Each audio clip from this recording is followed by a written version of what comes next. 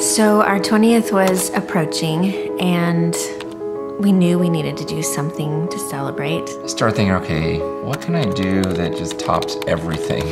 So I started thinking about different vacations we've had. There's Hawaii, maybe we try something new like Fiji or whatever. And then I thought, man, the greatest times we've had in life have been those times when we actually serve somewhere together. And so we said, why not do that for our 20th and go somewhere crazy, and let's go to East Africa. It's our honeymoon. What's up? Yeah, what's up? This ministry that we've been supporting, our friends Pat and Sue, I'd like to see it.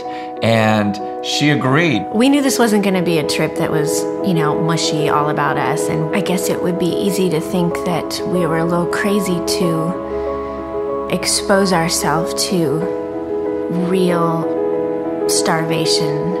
It's weird, being in the States, sometimes you can lose some of your heart for these things. They become distant. I mean, we had the opportunity to actually feed some of these kids who were about to die. I mean, literally days away from death.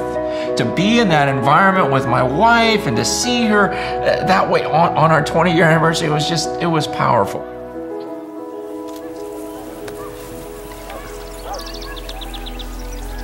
All the girls that you see behind me, there's more than 500. Each of them will have to leave tonight, this party, and have to go back to the red light district and work in commercial sex.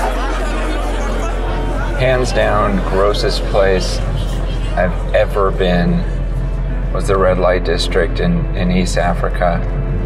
Just seeing these women who, gosh, they just look so sad. Literal thousands of them.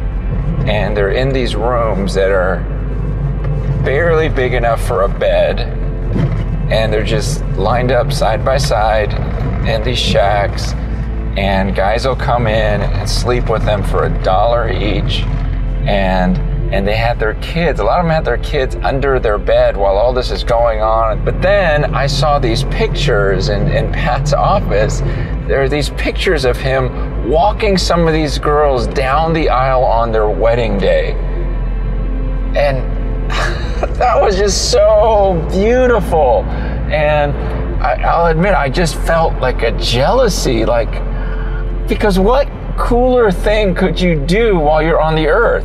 Like to think that you helped a girl out of that misery, like that hopelessness, and you introduced her to Jesus, you helped her get a job, you helped her, realize what she was created for, and then she falls in love with a guy, and he actually treats her like a woman, and now they're gonna get married, and she looks at you and says, well, you're the one, you've been my dad, you've been the dad to me, will you walk me up the aisle? And to have the honor of handing this woman over after seeing her life change, and then give her over to a man who's actually gonna treat her with respect and take care of her and cherish her.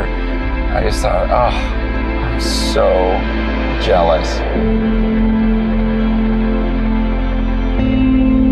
In the brothels, we saw the ugliness and the hopelessness and the despair, but we were able to see what the gospel can do, that there can be fruit and change, and there's girls that can be taken from this place of slavery into a place of freedom.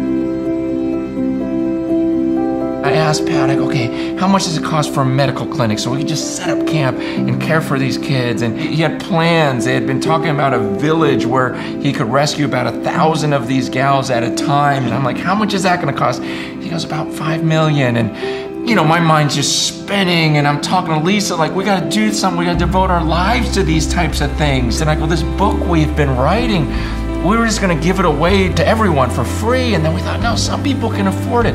Why don't we leverage that and use that money and help build this village? And we can raise $5 million. On the one hand, we had this burden, we need to get this message out for free, really, because why are we going to charge believers to be able to read something that might benefit them and push them towards Christ? And then on the other hand, we have this burden but wait, we've got to garner as many resources that we can to be able to fund these projects. You can download the version for free for those who can't afford to buy a copy. But at the same time, those who can, they can buy it knowing, wow, I'm a part of what God's doing. And we just started getting excited, going, let's do this with excellence. Let's self-publish. We start recruiting filmmakers. We're getting guys that develop apps, all sorts of people to just jump on the team. As everyone started pitching in and wanting to do this, what was going to be just Lisa and I writing a book became this team effort where You and Me Forever was going to be about something that was not only going to affect a bunch of marriages, but it was the body of Christ coming together to help our brothers and sisters in another part of the world.